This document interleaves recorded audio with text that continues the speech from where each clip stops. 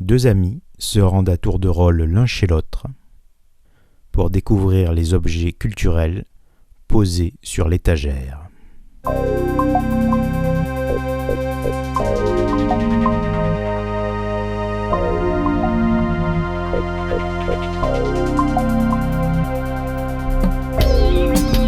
Là, graphiquement, c'est le top, et puis au niveau émotion, c'est très très beau, quoi. Alors là où c'est drôle, c'est qu'évidemment, en plein milieu du Far West, subitement, au détour d'une case, on a une grosse moto qui arrive. Un dessin, un très beau dessin, rien de graveleux, une espèce de truc déjà un peu cosmique. Modification, programme urgente, je répète, modification urgente, cause menace extérieure. En fait, dessiner, c'est trouver des solutions graphiques.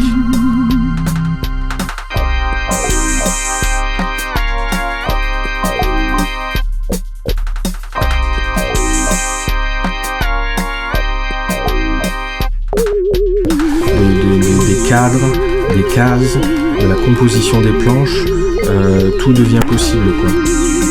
L'écume a été récupérée par notamment les studios hollywoodiens et l'équipe à George Lucas. Ce qu'il y a vraiment bien dans cette série, c'est qu'elle a un côté en fait très humaniste, mais alors humaniste polymorphe, quoi. Ah, c'était l'horizon de la science-fiction.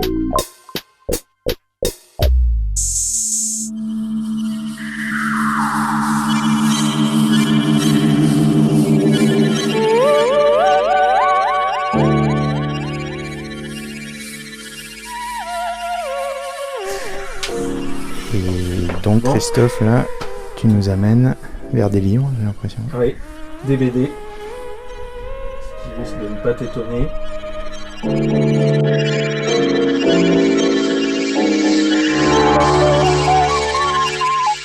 C'est sur les terres truquées, une des aventures de Valérian et Laureline, agent spatio-temporel, signé de Mézières et Christin, et édité chez Dargaud.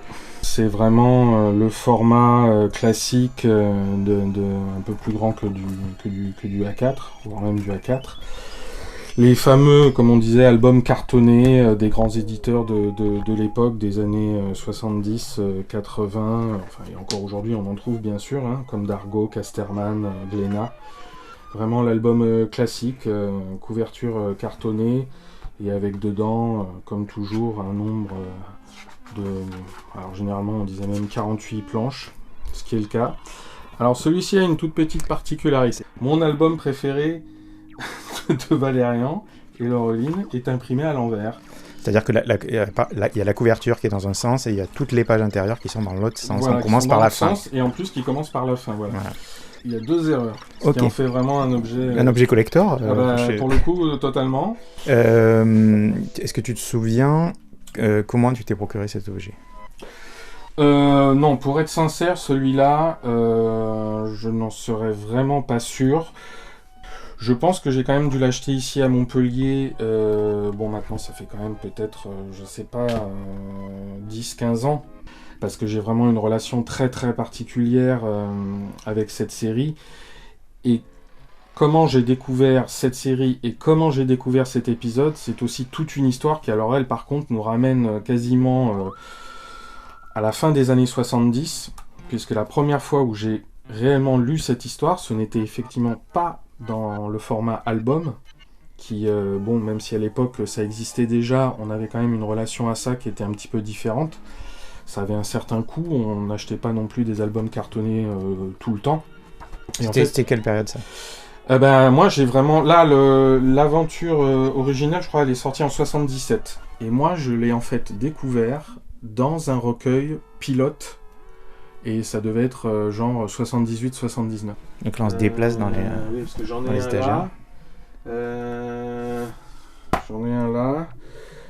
Et alors, parce que moi, en fait, l'histoire commence, c'est que à l'époque, donc j'étais à Paris. J'étais à Rosny-sous-Bois, j'habitais avec mes parents et ma sœur, voilà. Et un jour, mon oncle maternel est passé à la maison, et en fait moi en rentrant de l'école, ma mère me dit « Ah, il y a ton oncle, il t'a laissé des BD dans la chambre ». Et donc je commençais déjà à aimer les bandes dessinées, je lisais Pif, il y avait peut-être déjà les premiers Strange, des choses comme ça. Et bon, il doit y avoir aussi, enfin voilà, on avait déjà quelques Tintins ou des choses classiques comme ça, Spirou. Et là, je vois sur mon lit un gros recueil de 50 numéros de Pilote, comme il faisait des fois, tu sais, aussi pour Spirou, pour tous les hebdomadaires de BD qui existaient à l'époque. Oui, de temps en temps, tout était réuni sur ça représentait peut-être 10 mois d'une année, ou même quasiment une année entière. Tous les numéros étaient regroupés en recueil. Avec une couverture cartonnée solide. Grosse couverture exactement cartonnée. Contrairement aux hebdomadaires. Voilà, exactement, qui était en souple. Et alors là, gros choc, parce que je m'en souviens, donc c'était sur mon lit. Donc déjà, j'ouvre au hasard le recueil et je tombe. Donc là, j'ai 8 ans, 9 ans. Et je tombe sur une femme nue. En position de lotus, un dessin, un très beau dessin, rien de graveleux, une espèce de truc déjà un peu cosmique. Et ça, je m'en souviendrai toujours. Donc là, tout de suite, je referme le recueil. Dérangé par cette vision. Par la vision, de peur que ma mère ne débarque pour venir m'expliquer ce que... Je crois me souvenir qu'elle me dit « Ça va, ça te plaît ?» J'ai dit « Oui, tout va bien. » Voilà. Et après, je réouvre, je crois, le recueil, et là, je tombe sur cette aventure de Valérian. Donc la femme nue ne faisait pas partie de cette aventure-là. C'était un autre dessin. C'était un autre dessin. Alors comme il y avait plusieurs numéros, mais de toute façon maintenant que je connais la série Valérian, je suis sûr que ça n'était pas Valérian. J'ai jamais retrouvé ce dessin-là et quel était le dessinateur. Par contre, je me souviens que sur le recueil de Pilote, la couverture principale, c'était une caricature de Valéry Giscard d'Estaing. Ça, je m'en souviens très bien. Donc un jour, j'aimerais bien retrouver le numéro de Pilote qui correspondait à ça. Le Pilote qui était un journal qui s'adressait à la jeunesse, mais pas que. Du coup, on comprend bien qu'entre une femme nue et une caricature du président de la République de l'époque... Voilà, disons, il y avait... Officiellement, c'est le journal d'Astérix, enfin, historiquement. C'est ça. Mais... ça, c'est un peu le talent de Goscinny, parce que Pilote commence quand même à la fin des années 50, tout début des années 60. Évidemment, au début, c'est le journal d'Astérix.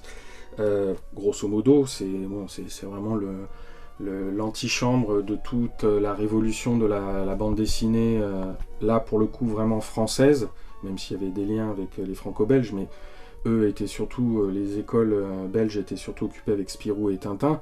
Pilote a vraiment été l'antichambre qui a récupéré tous les talents français tout au long des années 60, avec ce point culminant, moi je trouve, des années 70, où en plus des vieux dessinateurs qui étaient là au lendemain de la Seconde Guerre mondiale, toute une avant-garde qui petit à petit va s'installer avec des gens comme Giraud Moebius qui y publiait Blubbery avec Charlier, voilà, qui était lui aussi un grand scénariste qui était à la tête de multiples séries. Et puis petit à petit, là, dans le numéro de Pilote que je tiens dans les mains, qui doit être vraiment, on a en plus en couverture par exemple Druyet. Et à la fin des années 60, Valérian a été publié tout d'abord dans Pilote. Il y aura aussi même Goscinny, Bretécher, enfin tout le monde est passé par Pilote, grosso modo, pour faire simple. Oui, surtout que dans les noms que tu as cités, il y a des gens qui vont partir après monter leur propre revue. Exactement. C'est le talent de Goscinny d'avoir eu énormément, non seulement de flair, mais surtout, on va y revenir peut-être dessus avec Valérian, mais c'est qu'en plus, il n'avait pas peur d'aller dans des territoires qui, a priori, lui, en tant que scénariste, et Dieu sait si c'était un grand scénariste, ne le concernaient pas du tout, ou il ne se sentait pas même apte à dire qu'est-ce qui était bon ou pas bon, mais qu'importe. Il sentait qu'il y avait quelque chose, il sentait qu'il y avait du potentiel, et il amenait les gens, il disait venez proposer vos planches, enfin voilà, moi je prends vos planches ou je prends vos histoires. C'est quelqu'un qui était ouvert, quoi, qui malheureusement presque finira par le payer à la fin des années 60 avec une espèce de rébellion de tous les auteurs grosso modo que j'ai cités avant qui se sont un peu rebellés contre le père. Et comme tu dis, après c'est ce qui a donné à ce moment-là la création de toutes les autres revues qui ont suivi, comme l'Écho des Savanes, Métal Hurlant. Et Fluide Glacial. Et Fluide Glacial après. C'est voilà. Alors que tous ces gens-là ont bénéficié de l'intelligence de Goscinny et puis des opportunités qu'il a données à tout le monde, c'est vrai que les gens se sont sentis quand même à un moment corsetés dans l'esprit pilote, le fait peut-être de ne pas pouvoir révolutionner les choses assez vite, et tous à un moment ou à un autre ont voulu en prendre encore plus de liberté et quitter Pilote et quitter entre guillemets Goscinny, qui quand même un jour a été convoqué officiellement dans un bar par toute une petite tripotée de dessinateurs pour une espèce de procès, on va pas dire stalinien, ça c'est quand même bien fini pour Goscinny, mais enfin une espèce de réquisitoire très très sévère que d'ailleurs Goscinny a très très mal vécu à l'époque, et qui fait que oui, il l'avait très très mal pris, mais bon, ça c'était une autre époque.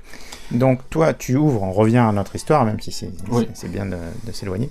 Toi, tu ouvres une deuxième fois ce magazine. Tu tombes sur 7 épisodes ou sur un autre épisode? Non, sur 7 épisodes. Dans cet épisode, qui je le rappelle, s'appelle Les Terres Truquées. Ouais, sur Les Terres Truquées.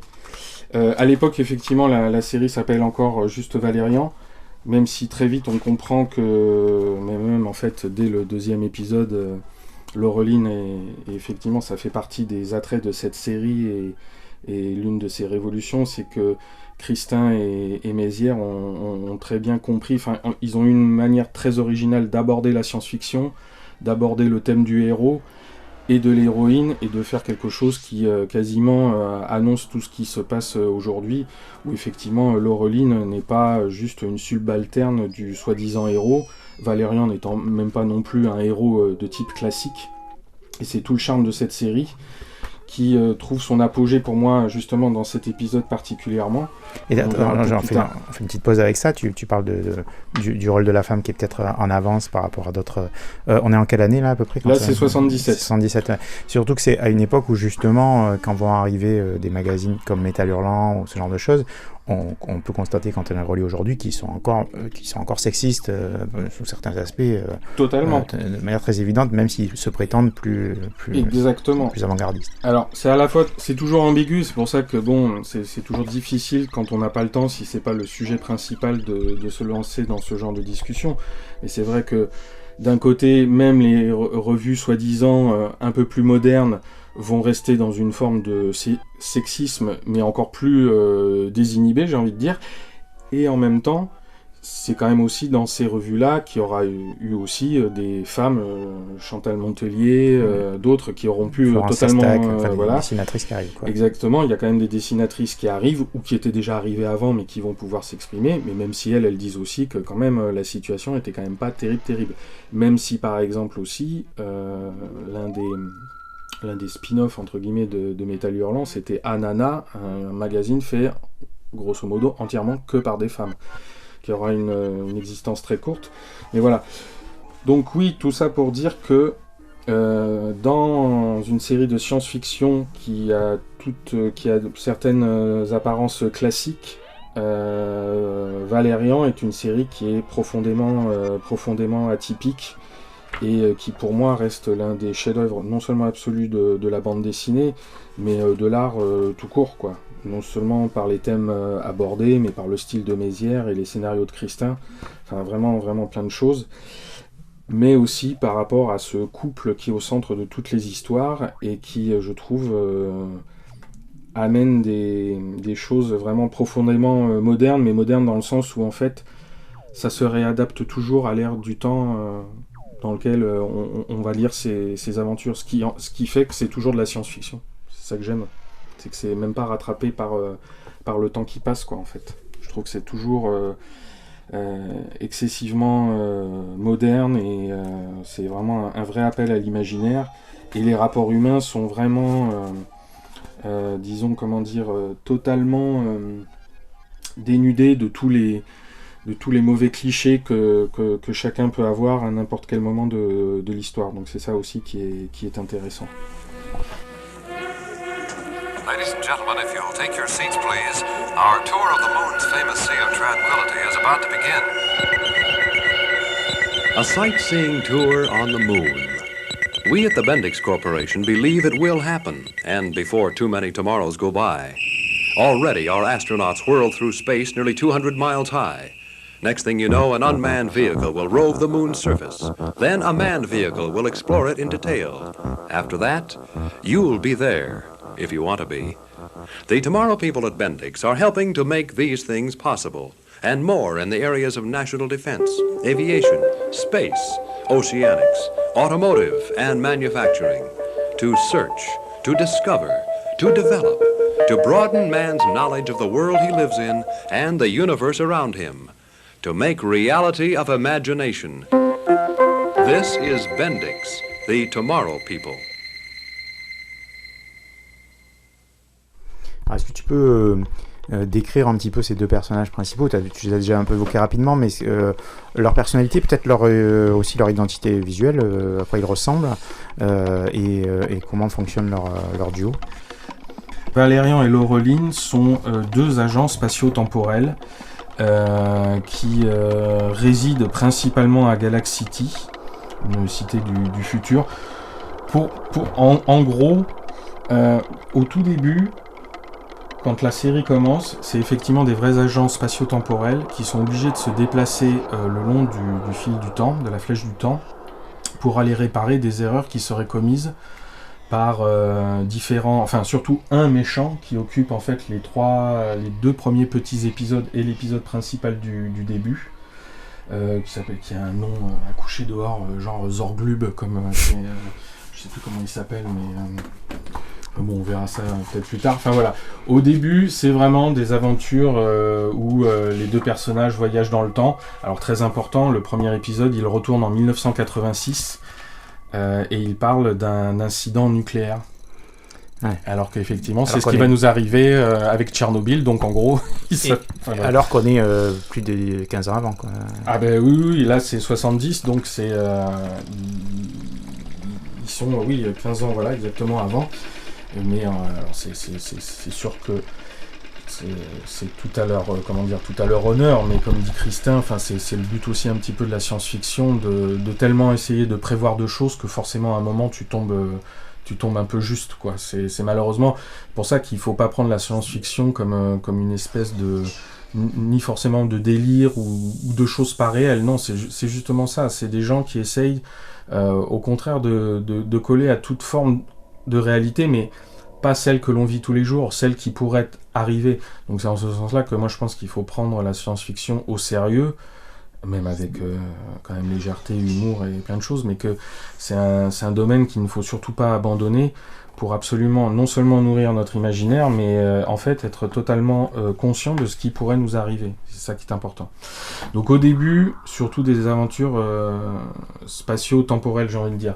Mais là où ça devient intéressant, c'est à partir de l'épisode de l'Empire des 1000 planètes, où là, il y a toute une cosmogonie qui se met en place, et où là, Valérian et Laureline agissent beaucoup plus comme des espèces d'ambassadeurs et de défenseurs des multiples races extraterrestres qui peuplent maintenant visiblement l'univers, et et alors après la ville de Galaxy City au début, il y a après une espèce de lieu interlope où tous les gens se rencontrent, qui s'appelle Point Central, et qui est une espèce comme de gigantesque ambassade dans l'espace où toutes les peuplades du cosmos sont réunies. Et alors à partir de là, les aventures de Valérian et Laureline pressent plus un aspect comme ça de découverte à chaque fois de mondes différents et de peuplades différentes et de races extraterrestres différentes qui en fait une espèce de catalogue merveilleux, où alors là il y a plein de thématiques qui sont abordées. Il y a la lutte des classes dans Les Oiseaux du Maître, ou même dans Le Pays sans étoiles, L'Ambassadeur des Ombres. Alors là c'est vraiment du Shakespeare dans l'espace, avec un jeu diplomatique de lutte de pouvoir sur de grandes négociations cosmiques. Enfin, pour moi, c'est l'une des plus grandes séries qui de toute façon, va même influencer, moi je le dis nettement, tout, grosso modo, tout Star Wars est dans Valérian.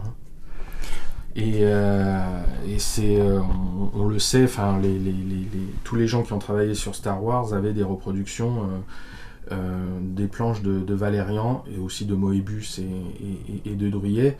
Mais au niveau de Star Wars, que ce soit au niveau du look, enfin vous prenez le look du Faucon Millennium de Han Solo et le vaisseau de Valérian et Laureline, bon, c'est quasiment le même, quoi. Ah oui. Sans parler de plein de cases. La princesse Leia en bikini sur Jabba le Hutt, bah, le bikini, c'est, je sais plus quelle aventure, c'est Laureline, elle a le même, quoi. Et c'est là encore 5, 6 ans, 7 ans avant. Mais où est-ce que je suis? Au palais de Jabba. Qui êtes-vous?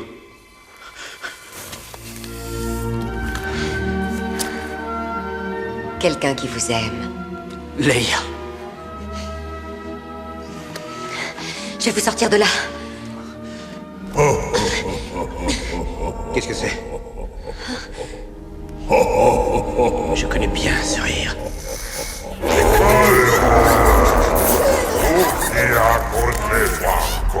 Eh, Jabba. Écoutez, Jabba, j'étais justement venu pour vous rembourser. J'ai eu un petit contretemps. C'est pas ma faute. Kabuk, you need solo. King Salika Bagla, Niskachata. We now Kanban Vapodo. Mais c'est vrai que même déjà, avant d'attaquer après, ce qui pour moi fait le sel aussi de la série, qui est surtout effectivement cette relation Valérian-Laureline, et on n'est pas dupe, on voit très bien qu'effectivement ils ont un peu écorné le côté héros masculin, sûr de lui, qui va tout le temps gagner, et ils vont effectivement le remplacer par autre chose, et ils vont faire de Laureline véritablement presque la force motrice des histoires. Alors que ce qu'il y a de touchant chez Valérian, c'est que c'est presque un gaffeur. C'est presque, effectivement, il a tous les attraits du héros mâle qui va tout réussir et tout, alors que non seulement il réussit pas tout, mais c'est en ratant des trucs qu'effectivement il va plus ou moins s'en sortir.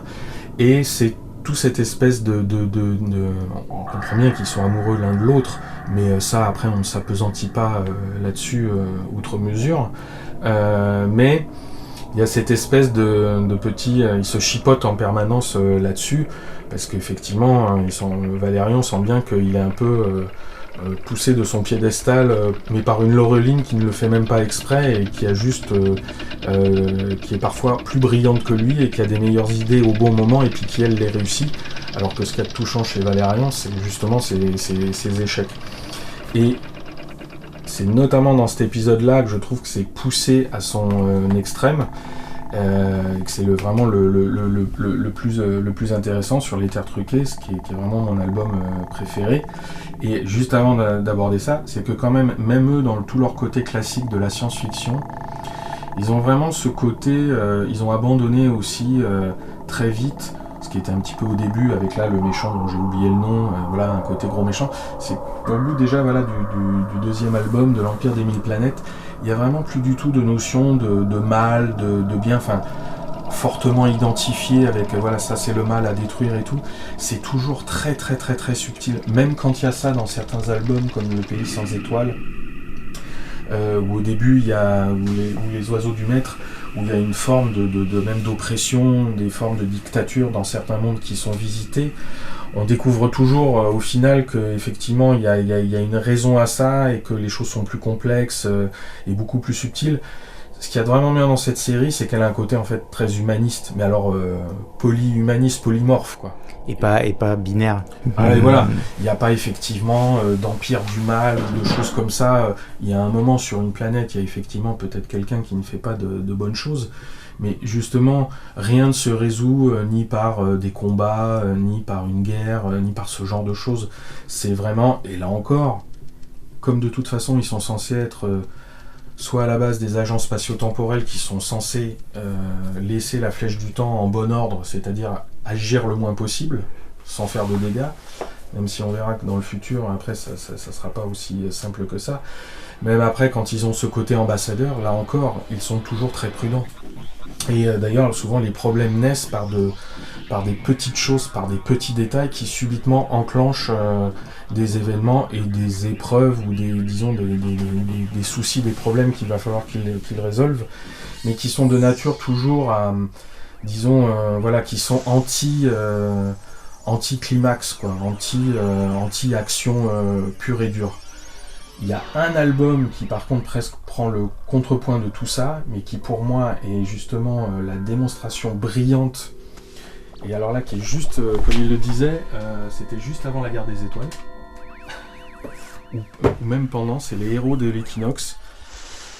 C'est un superbe album où 4 champions partout dans l'univers sont sélectionnés pour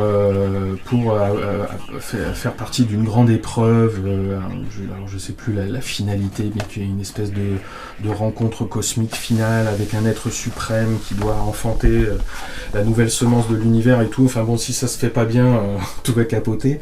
Alors évidemment, il y a 4 mondes qui envoient chacun un champion. Nous, évidemment, c'est Valérian. Il va être une véritable catastrophe. Mais c'est à hurler de rire, tellement c'est très très bon, parce que les autres sont des espèces de caricatures, soit du gros guerrier musclé, soit du hippie qui poste d'une, machin. Enfin, bon, c'est vraiment très très excellent. Okay. Il y a aussi une dimension parodique, du coup, voilà, du récit de exactement. science-fiction. Voilà, c'est-à-dire ils arrivent vraiment à tout mélanger, à tous les niveaux, et là c'est vraiment un pur album d'action, puisqu'évidemment ils vont avoir plein d'épreuves chacun, donc on est vraiment dans le cinéma presque hollywoodien à outrance, et je crois que c'est Mézières qui disait, alors je sais plus si c'était juste... ils avaient été voir, je crois qu'ils ont été voir Star Wars, alors ils se sont dit, ah ouais bon, ils nous ont bien piqué des trucs.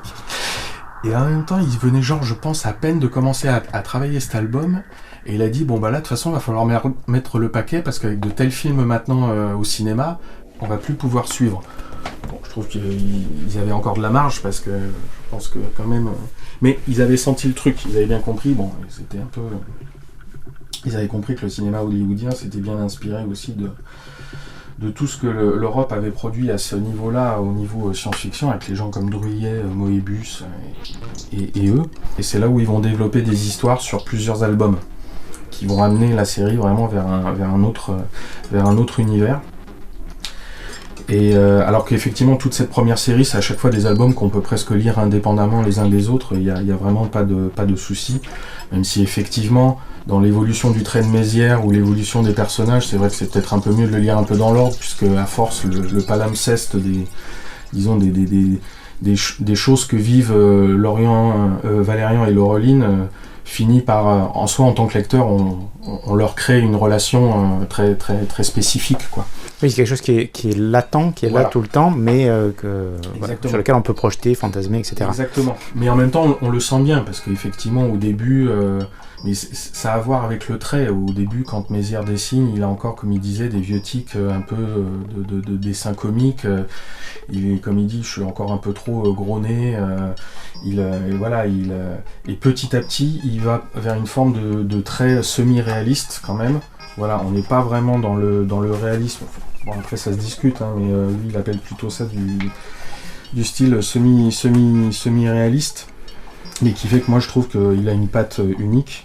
Alors beaucoup de noir, parce que moi je trouve que l'ancrage c'est l'une des choses, même si on peut faire d'albums sans ancrage, hein, mais là c'est vrai que pour moi on est dans la quintessence de la production BD française, c'est-à-dire il y a des crayonnés, il y a de l'ancrage, après les couleurs sont faites sur des calques, et tout ça aussi est une production, quoi. Et qu'est-ce que tu veux dire par là ? Disons, je crois que c'était sa sœur à Mézières qui a refait toutes les couleurs des albums. Tu veux dire qu'il y a un travail collaboratif et voilà. Un peu et puis mécanique. Voilà, il y a toute une industrie en fait derrière. Il faut bien comprendre ça, que même si la bande dessinée reste quand même un domaine merveilleux, assez proche entre guillemets dans les outils, la simplicité des outils de la littérature, on n'a pas besoin de grand chose pour voilà.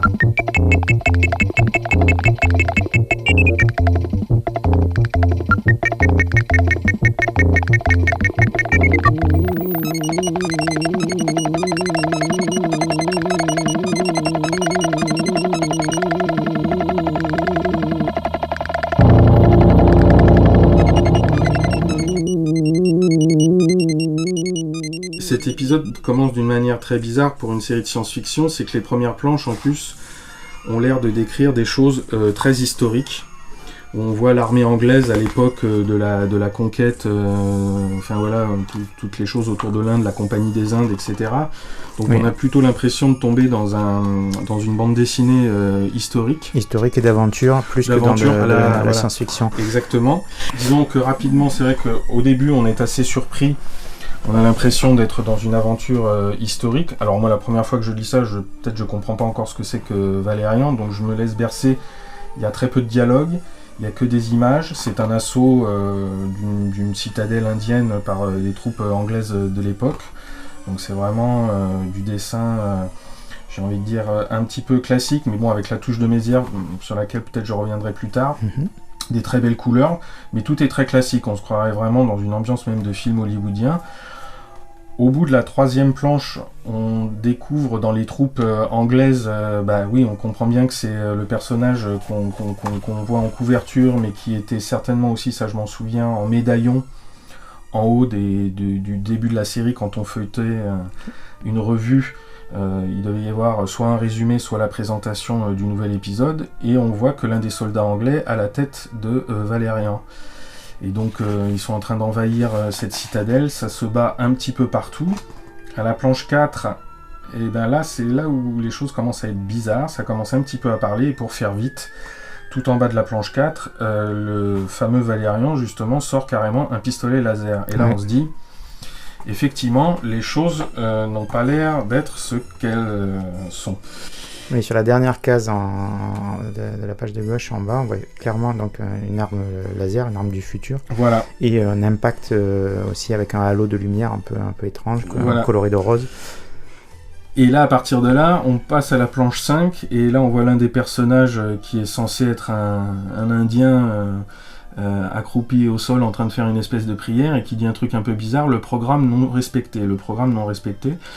Donc on comprend qu'il y a vraiment quelque chose de bizarre qui se passe. On passe, il y a un tigre qui essaye de bouffer Valérian, pareil, il ressort son pistolet laser et il s'en débarrasse. Là on se dit que vraiment on est en train d'être témoin de quelque chose de très très très particulier. Ce qu'il y a d'assez classique aussi, c'est l'utilisation des onomatopées peut-être. Oui, beaucoup d'onomatopées. En gros caractères, tout à fait. Imposant dans les cases. C'est là qu'on apprend que les pistolets laser font schloff, comme voilà. Et on en est maintenant, je crois, à la planche 6. Et là, effectivement, on voit que même les gens qui habitent ce temple ou cette citadelle indienne ont l'air de communiquer avec des terminaux futuristes. Donc là, on se dit que vraiment, il y a quelque chose qui n'est absolument plus du tout historique là-dedans, mais qu'on a l'air d'être vraiment dans de la science-fiction. Bon, j'essaye de résumer un peu vite. Oui, on va pas faire tout le détail de l'album. Mais ce qui est intéressant, je trouve, c'est que c'est progressif. C'est-à-dire qu'effectivement, dans les premières planches, il n'y a aucun indice de ça. Puis il y a cette arme qui apparaît. Et puis là, dans la page sur laquelle tu es, on voit dissimuler dans un élément de décor qui fait de son époque. Effectivement, c'est le terminal dont tu parles. Voilà, et on voit que les personnages tiennent des discours qui sont là aussi totalement futuristes. Modification, programme urgente, je répète, modification urgente, cause, menace extérieure. Voilà, on voit Valérian qui progresse un peu vers quelque chose qu'il a l'air de chercher et qui finalement trouve, c'est ce fameux terminal. Lui-même, le Valérian, qui était depuis le début déguisé comme un soldat de l'armée britannique, sort une espèce d'outils futuristes aussi, et là il appelle Laureline, et il a l'air de vouloir récupérer des coordonnées précises. On sent qu'il y a un dialogue qui s'instaure, enfin tout ça pour amener à la dernière case de la planche 7, où Valérian visiblement a réussi sa mission, il doit maintenant s'échapper, et là, quand il ressort, on a l'impression que tous les autres personnages restants qui sont dehors dans la citadelle, mais à la fois même les soldats anglais et quelques indiens, tout le monde le met en joue, et là, horreur, tout le monde lui tire dessus, et on voit le personnage principal de la série se prendre 18 impacts de balles, on voit du sang, et donc voilà, c'est fini quoi. On voit effectivement du sang qui gicle, ce qui va encore dans l'hypothèse qu'on disait tout à l'heure que Pilote est quand même un journal qui s'adresse plutôt à un public plus averti. À l'époque, dans les publications pour la jeunesse, on voit pas de sang. Normalement non, mais là on le voit bien. En tout cas, moi je me souviens déjà que là, pour moi c'était comme une espèce de révélation, parce que vu qu'à côté j'étais dans Pif Gadget, même s'il y a eu aussi des choses un petit peu plus modernes, c'est vrai que subitement d'être pris par cette histoire, de voir que déjà il y a 2 climats différents, quelque chose de très historique qui commence à devenir de la science-fiction, et un personnage auquel on commence à s'attacher, puisque c'est avec lui qu'on va au cœur de l'action, et voir qu'à la planche 7, visiblement il ne va pas s'en sortir, ça a un côté aussi, là encore, qui était totalement surprenant, et moi j'étais en plein délire intellectuel. Mais voilà, c'est vrai que en plus, la beauté de la chose, c'est que la planche suivante, on voit donc le personnage de Valérian qui tombe de la muraille de la citadelle. Il tombe à la renverse. Il tombe donc dans cette espèce de bassin qui évidemment entoure la citadelle, la tête en sang, enfin il y a du sang qui sort de son corps de partout, et en fait dans une même case tout en longueur, qui prend toute la longueur de la planche, on voit 3 représentations de Valérian qui passent du milieu aquatique et historique, j'ai envie de dire, de la citadelle indienne, à son corps qui flotte dans un entre-deux et qui finit en fait par flotter carrément dans l'espace.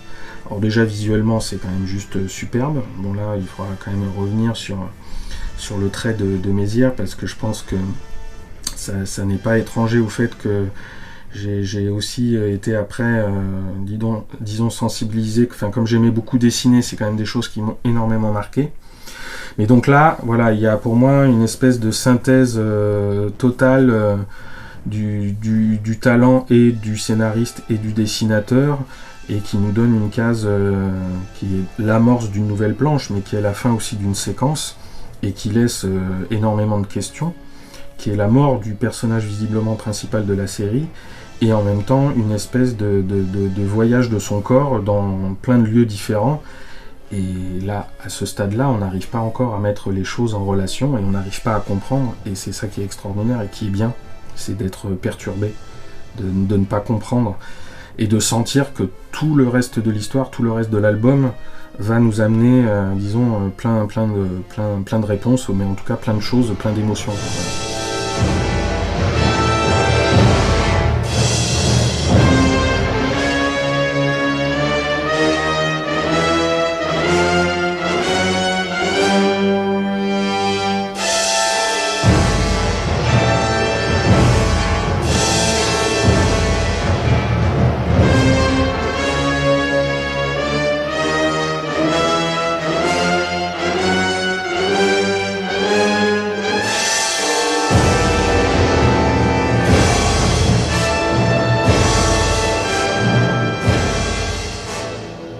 Planches, on a effectivement, comme tu disais, différents climats. On voit très bien qu'on passe d'un climat qui au début nous apparaît comme quasi historique à un climat et cauchemardesque et de science-fiction, puisqu'on a vu, et puis très vite il y a un vaisseau qui apparaît sur fond de l'espace, donc là on a bien compris qu'on était vraiment dans de la science-fiction.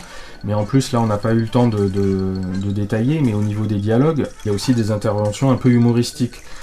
Donc c'est vrai que subitement... ça c'est une donnée qu'on n'avait pas évoquée encore. Voilà. Ça, en plus de ces plusieurs registres de narration et tout ça, il y a un ton humoristique aussi, voilà, qui arrive. Exactement, il y a un humour, alors là qui n'est que amené par le personnage de Valérian, qui a une espèce, disons, de désinvolture.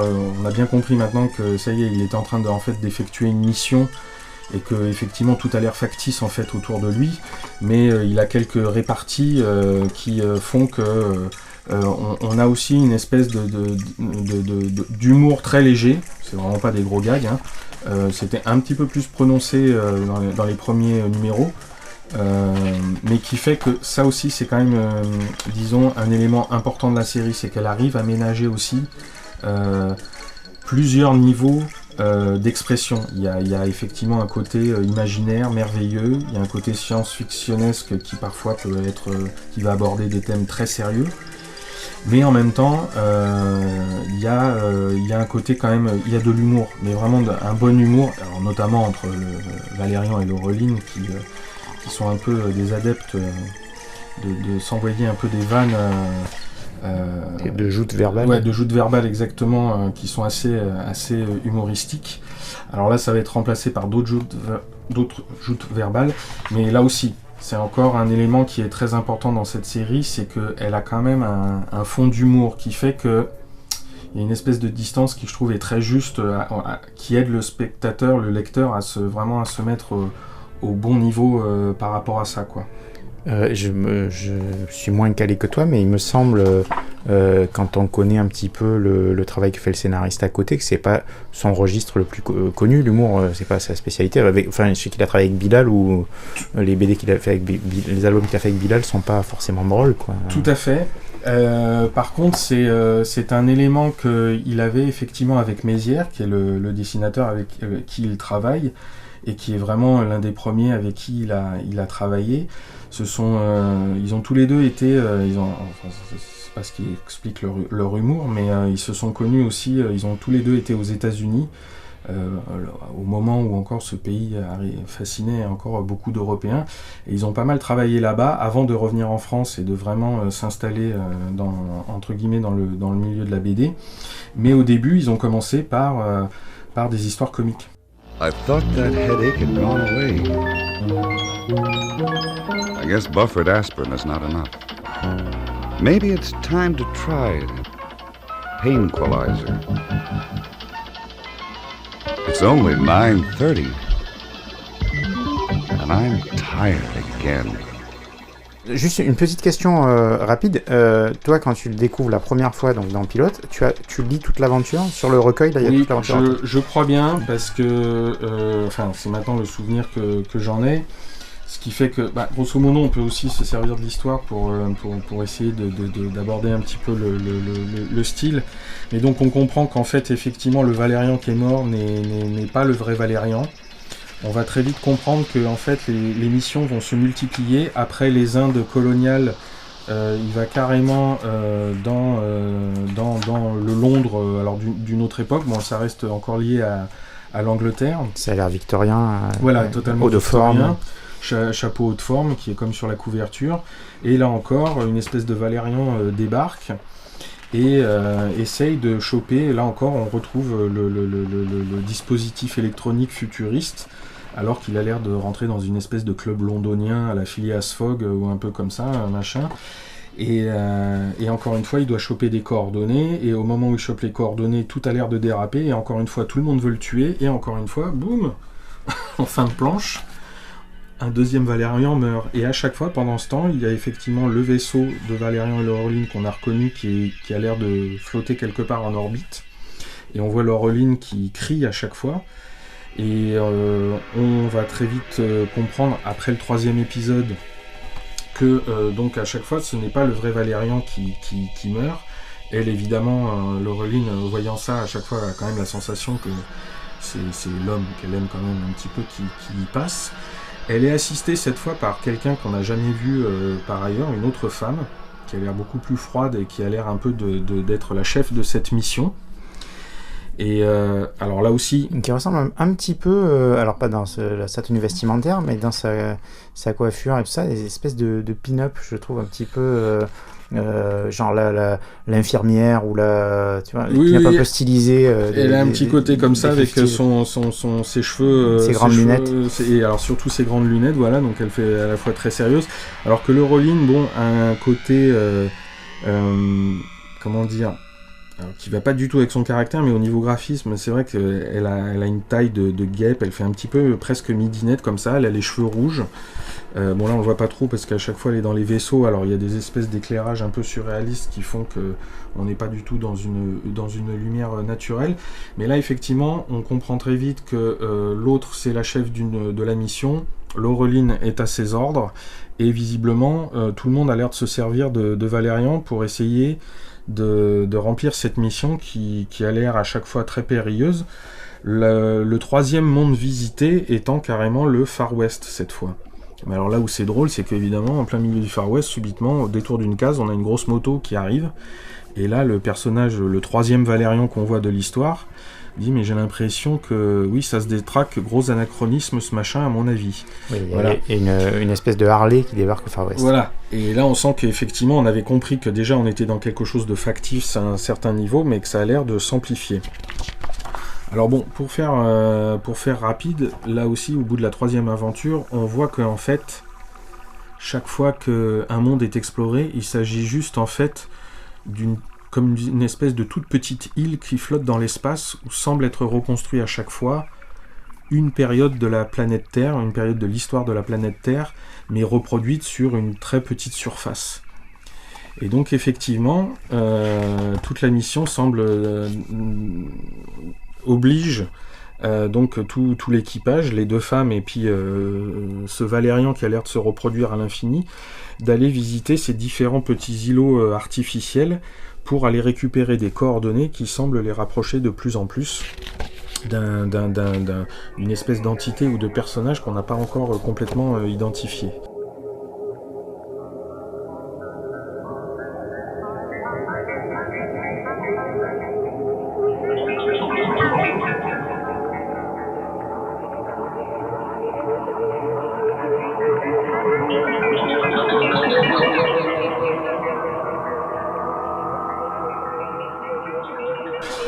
Après là voilà, ce qu'il y a de génial dans cet album, c'est que on a compris que on a des bouts de la France du début du XXe siècle, l'Inde, l'époque victorienne, le cosmos.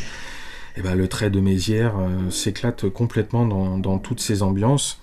Et puis au fur et à mesure, et là on va arrêter de divulgacher, mais on arrive à des espèces de planches complètement dingues.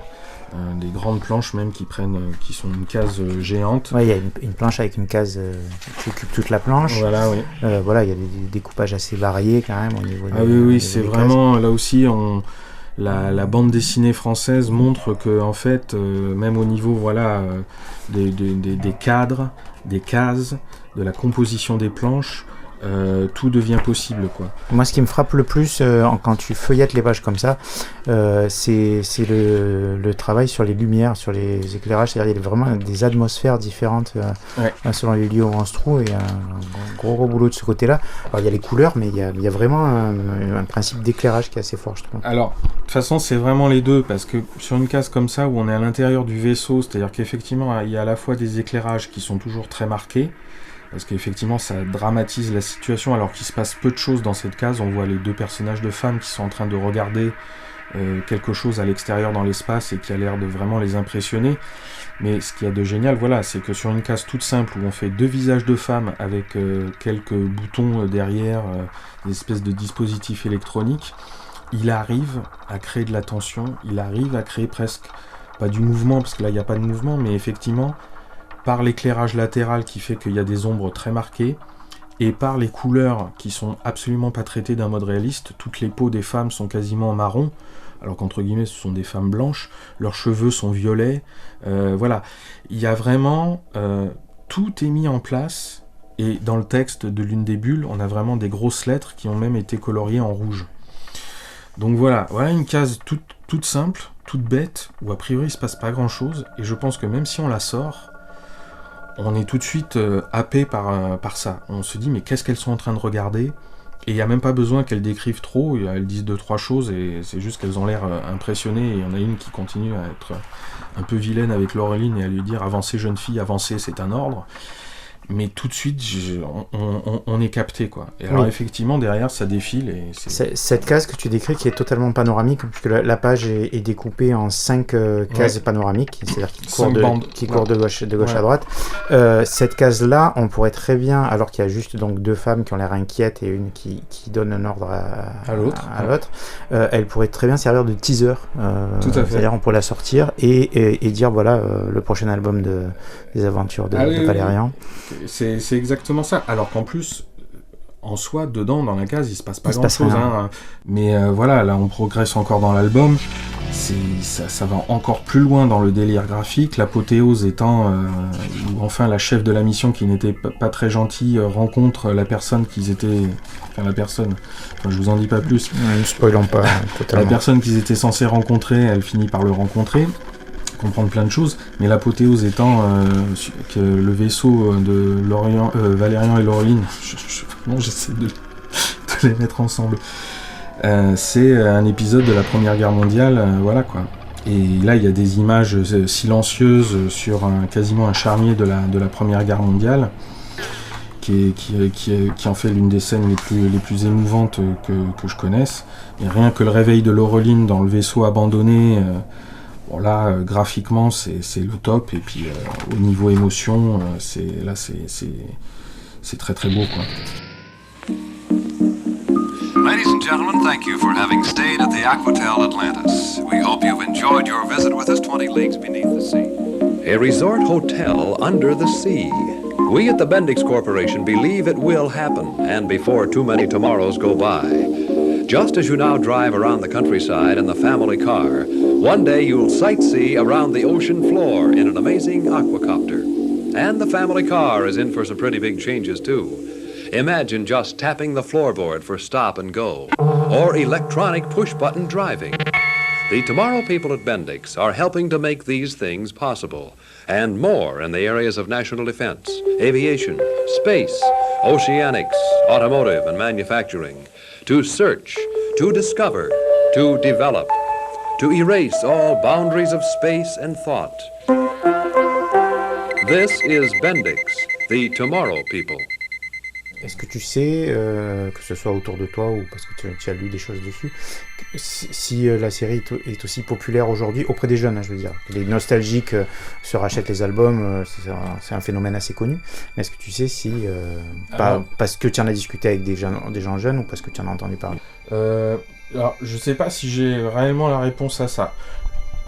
Je pense qu'il faut quand même pas se leurrer, les jeunes aujourd'hui le connaissent moins. Par contre, il y a une anecdote très touchante de Christin, il s'en était rendu compte lui, c'était au milieu des années 2000, où il était invité à une séance dédicace dans une espèce de salon, et il y avait un jeune dessinateur à côté, et présentation faite machin, il dit « Mais Valérian, c'est quoi ?» Voilà, et là il a dit « J'ai eu un petit passement au cœur ». Alors, autrement, est-ce que tu penses que c'est daté? C'est-à-dire, est-ce que tu penses, toi, que ça pourrait parler ou que c'est une science-fiction qui a été un peu rattrapée? Bon, tu as un peu répondu à cette question tout à l'heure, mais... Moi, non, je pense que oui. Je pense que c'est toujours... Moi, je pense que c'est toujours d'actualité. C'est effectivement, comme tu disais, rattrapé, parce que c'est dans le sens où l'écume a été récupérée par notamment les studios hollywoodiens et l'équipe à George Lucas, et que effectivement ce sont des choses qui après sont principalement passées quand même par le cinéma et donc ont touché énormément de gens, et effectivement certainement aussi même le milieu des japonais, des animés et tout, même si eux ils ont leur propre source et leur propre histoire et tout ça. Mais je pense que moi, c'est ça que j'aimerais, c'est effectivement, j'aimerais que les jeunes puissent lire Valérian, parce que je suis sûr qu'ils trouveraient ça génial, parce que je trouve que, comme on disait au début, que ce soit par la manière d'aborder la science-fiction, que ce soit par la manière d'aborder les personnages, et notamment ce couple masculin-féminin, et toutes les inventions qu'il y a dedans, pour moi, ça en fait quelque chose qui est encore toujours moderne. Je pense que l'enjeu principal, c'est que quand nous, c'était un peu notre génération, enfin tous ceux qui sont nés dans les années 60, 70 ou encore 80, ça commence à brasser beaucoup de monde, mais je pense qu'on avait encore un imaginaire qui était très fortement orienté vers l'année 2000. On avait tous, quelque part, tout le monde avait une espèce de définition de l'année 2000, enfin c'était une espèce de tampon là, qu'on savait on fonçait vers là, quoi. C'était l'horizon de la science-fiction. Voilà, la science-fiction, et puis même quelque part un peu de notre quotidien. Enfin tout le temps, il y a pas longtemps, j'entendais, de toute façon, c'est quelqu'un qui le disait mieux que moi, mais oui, c'était Étienne Klein, le physicien là, le vulgarisateur, il disait même c'était documenté. L'année 2000 était documentée. On nous disait comment on allait voler dans des voitures volantes, comment on allait manger, comment on allait... Il y avait un imaginaire créé pour ça. Et même si on savait qu'on allait dépasser l'an 2000, même si plus on s'est rapproché, on s'est inventé un bug de l'an 2000 qui n'est jamais arrivé. Et effectivement, aujourd'hui, peut-être ce qui manque, c'est qu'on se rend compte que s'il y a un truc devant, par contre, c'est catastrophique, ou il n'y a rien. Et c'est pour ça que je trouve que cette série est toujours d'actualité et que j'aimerais que les jeunes la lisent, c'est que je trouve qu'elle donne à chacun matière à rêver, mais même pour un futur qu'on n'atteindra peut-être jamais, mais qu'on peut en nourrir notre présent encore. Parce que là-dedans, les termes de de sexualité, de politique, d'être esclave ou pas esclave, de se libérer, qu'est-ce qui est faux, qu'est-ce qui est vrai. Enfin, tout est déjà traité en fait là-dedans, et traité d'une telle manière que ça n'est pas encore épuisé par la réalité.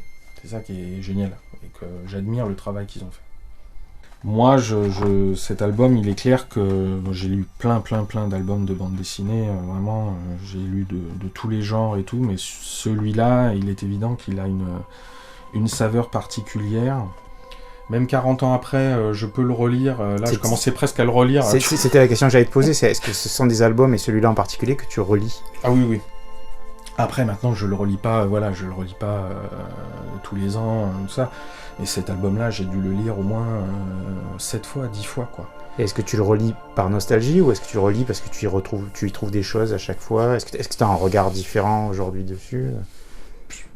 Par rapport à la bande dessinée, je dirais que il y a un peu de tout ça, mais bon, comme je dessine aussi à côté, c'est vrai que des fois je ne relis pas certains albums. Je savoure juste l'aspect graphique. Je prends tout ça, quoi. Je prends tout ça, et en fait ça va me nourrir après pour mon travail. Donc que ce soit en lisant à la fois l'histoire et en savourant les dessins, parce que c'est ça, c'est que je pense que quand tu dessines en plus après, même inconsciemment, tu regardes comment le dessinateur fait. Mais pas forcément, même si on connaît les trucs et les techniques, mais vraiment de voir, en fait, dessiner, c'est trouver des solutions graphiques. C'est pour ça que tout le monde peut dessiner, parce qu'en fait, il faut pas s'apesantir tellement au début sur le trait en lui-même. Il faut travailler, il faut s'entraîner, il faut faire plein de choses. Mais c'est déjà, qu'est-ce que tu veux dessiner, et donc comment tu vas le dessiner. Et il faut que tu trouves une solution à ça. Voilà, c'est tout.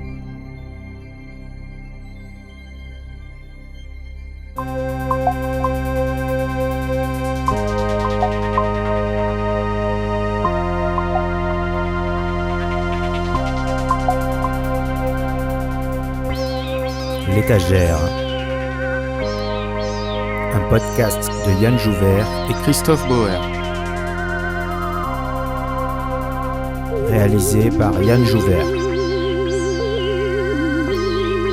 La musique du générique est signée Off.